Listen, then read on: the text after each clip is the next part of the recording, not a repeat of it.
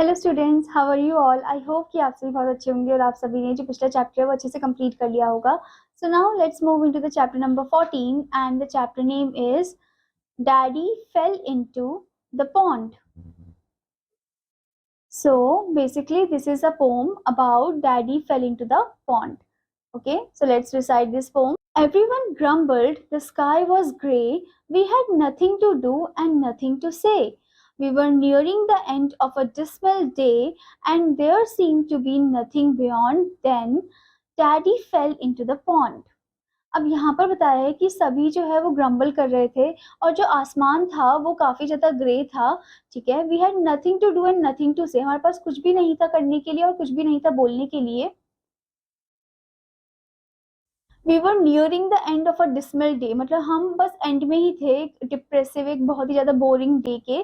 ठीक है, and there seem to be nothing beyond, और अब ऐसा लग रहा था जैसे कुछ भी नहीं है, बस अब डे खत्म होने वाला है, अगला दिन शुरू होगा और हमें बहुत बोरिंग सा लग रहा था. ओके, फिर एकदम से क्या होता है, daddy fail into the pond, एकदम से जो पापा है वो पॉन्ड में गिर जाते हैं.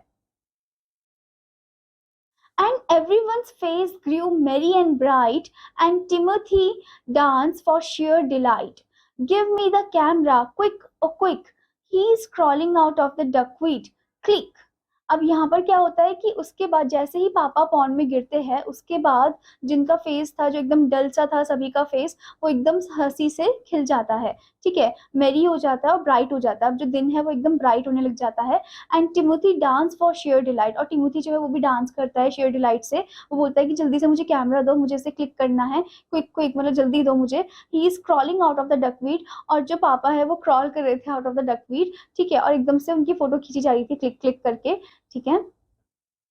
Then the gardener suddenly slapped his knee and doubled up, shaking silently, and the ducks all quacked as if they were daft, and it sounded as if the old drake laughed. Oh, there wasn't a thing that didn't respond when Daddy fell into the pond. Okay, तो यहाँ पर बताया गया है कि उसके बाद जो गार्डनर है वो सडनली अपने नी को ऐसे स्लैप करता है हंसते हुए, कि जैसे वो जब देखता है कि डैडी जो है वो पॉन्ड में गिर गए हैं. And double up shaking slightly, और डबल अप कर रहा था, शेक कर रहा था साइलेंटली. ओके, फिर उसके बाद डक्स जो है वो क्वैक कर रहे थे, या तो गुस्से में क्वैक कर रहे थे कि उनके घर में ऐसे आ गए, वो गिर गए. ठीक है, या फिर वो खुशी से क्वैक कर रहे थे, वो भी हंस रहे थे उनके ऊपर. And it sounded as if the old drake laughed, और ऐसा लग रहा था जैसे ओल्ड जो ड्रेक है, ड्रेक का मतलब होता है स्टूडेंट यहाँ पर, जैसे डक जो है वो फीमेल को बोलते हैं, ड्रेक हम बोलते हैं मेल को. ठीक है, मेल डक को. तो ड्रेक जो है वो ऐसा लग रहा था जैसे वो हंस रहा हो, वो किसकी आवाज ऐसी थी जैसे वो हंस रहा हो. Oh there wasn't a thing that didn't respond, मतलब कोई भी ऐसी चीज नहीं थी जिसने रिस्पॉन्ड ना किया हो, चाहे वो ह्यूमन बीइंग हो चाहे वो डक हो. ठीक है, सभी ने रिस्पॉन्ड किया था जब डैडी कहाँ, जब क्या हो गया था, जब डैडी जो है वो पॉन्ड में गिर गए थे तब. ओके, ऐसा होता है ना कि हमारे पूरा दिन जो एकदम बोरिंग से जाता है, फिर एकदम से कोई छोटी सी चीज हो जाती है. ठीक है, कोई गिर जाता है, कोई फनी फॉर्म में गिर जाता है.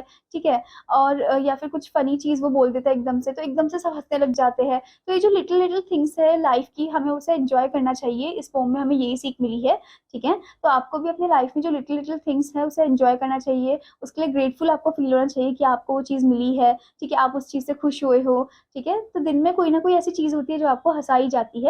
Okay, so this beautiful poem is written by Alfred Noyes. Okay, now let's move into the word meaning of the poem. Word area, first one, grumbled, complain or protest.